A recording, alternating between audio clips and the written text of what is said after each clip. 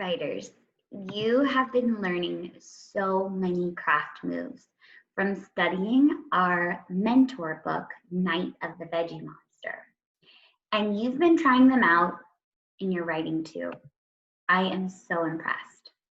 Right now, will you think for a moment about what craft moves you've discovered and also which moves you have actually used in your writing? Some craft moves I've noticed some of you using are putting exact actions into your writing. I've noticed lots of you using ellipses or ... I've also noticed several of you using speech bubbles or thought bubbles to tell what your characters are thinking. And I've even noticed some of you using bold words. Well, today I'm going to remind you that writers try craft moves they see authors use.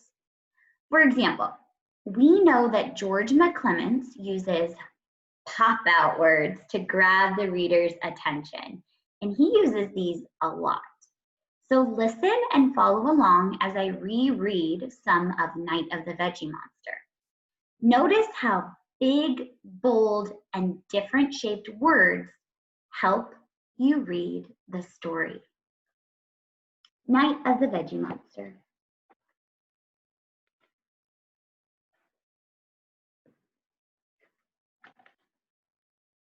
Something terrible happens every Tuesday night. Oh, did you notice how I read differently? Something terrible happens every Tuesday night. That's a pop-out word. It's not the pork chops or the mashed potatoes.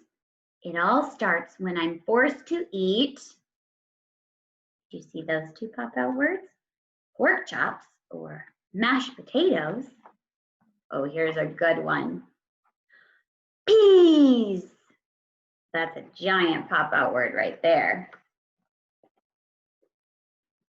My parents act as if I'm making it all up, but I'm not. Writers, the author is telling me to use a strong voice by writing pop-out words. Also, the author used pop-out words to show the reader that these words are important. I know that not is important because my parents act as if I'm making it all up, but I'm not. He's saying, listen up. I am not making this up. So I want to add some of these pop-out words to my writing. And I want to do that to tell the reader to read with a strong voice. I want whoever's reading my writing to be reading it with a strong voice. So I know that I need to add pop-out words. So I'm going to look back at my story about the surprise. And as I read, I want you to think which words are really important in my story and which words should the reader say in a strong voice. Okay, so as I reread, think which words are really important in my story and which words should I read in a strong voice. Here we go. One afternoon, I told the class, I have a surprise for you. Let's meet on the rug. I went to the rug and sat in my chair, rubbing my hands together as I waited for the kids to come and sit.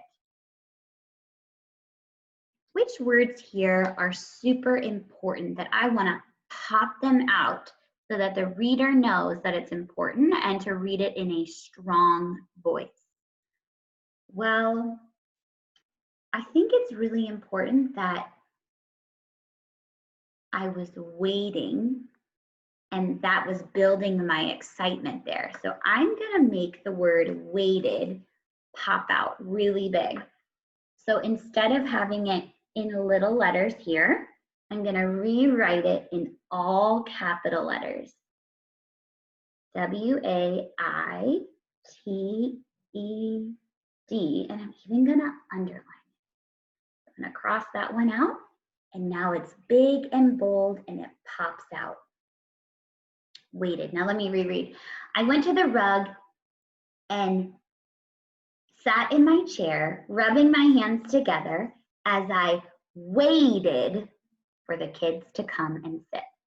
Yeah, I like that much better. Okay, let me look at my next page and see what I can have pop out here. I smiled as the kids sat down on the rug. I covered my mouth with my hand so that I would not tell the surprise too soon. Ooh, I think it's really important that I smile. That's a big action. And I know George McClements, when he does big actions a lot, like squirm or curl up, he makes those pop out. So I'm gonna cross out that and I'm gonna make it pop. Smiled. I smiled as the kids sat down on the rug. I covered, I wanna make covered pop out too. I covered my mouth with my hand so that I would not tell the surprise. Yeah, that needs to pop out too.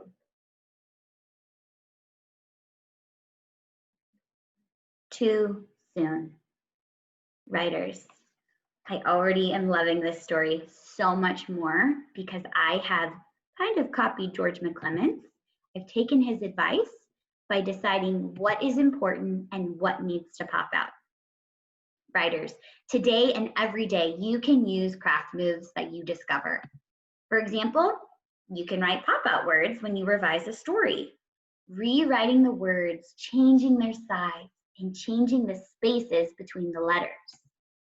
Right now, I want you to take a minute and think, are you going to continue a piece from yesterday? Or are you going to start a whole new piece today? And what new craft moves are you going to try out? Will you put an ellipse in your writing today? Will you write the exact actions?